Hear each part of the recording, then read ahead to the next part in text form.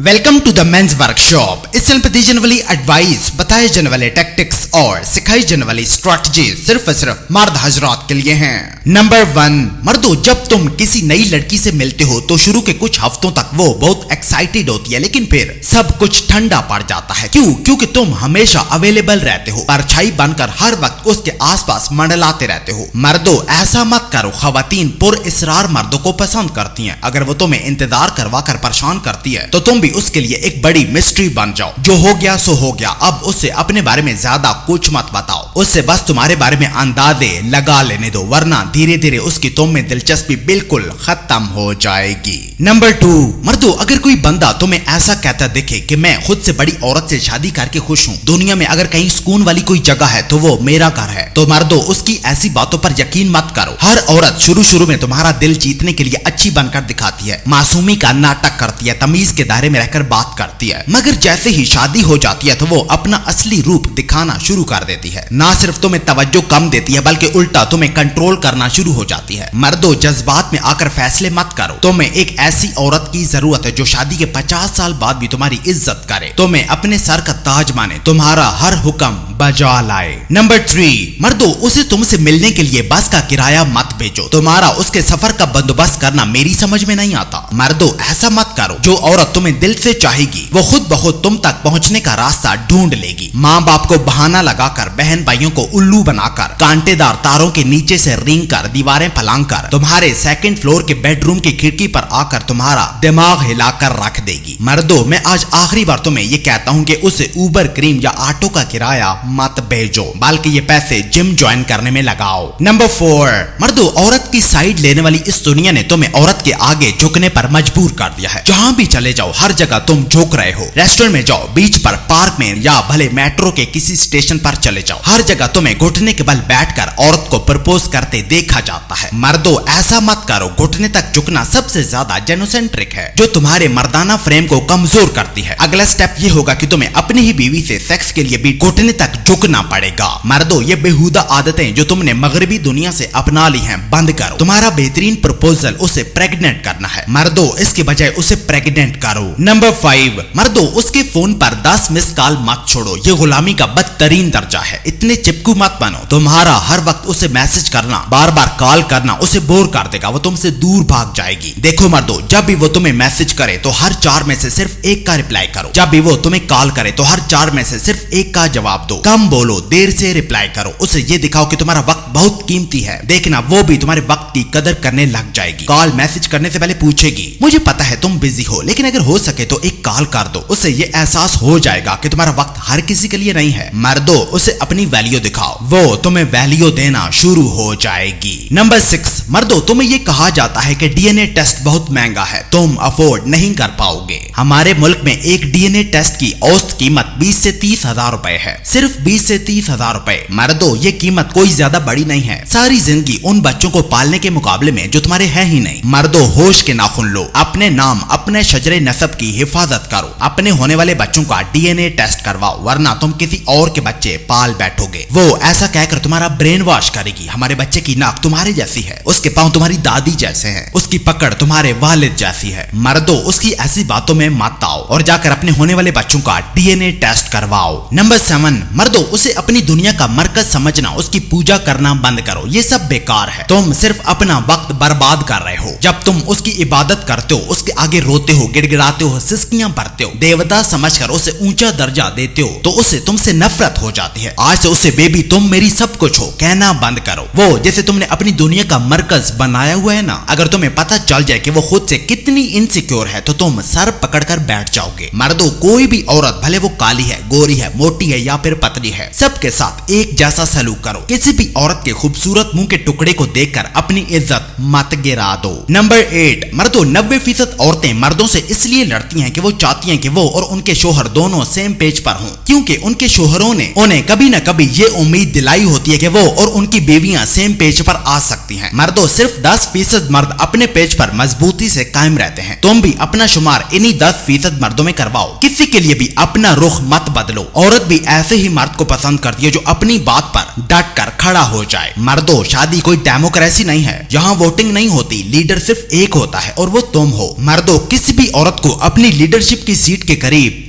مت آنے دو۔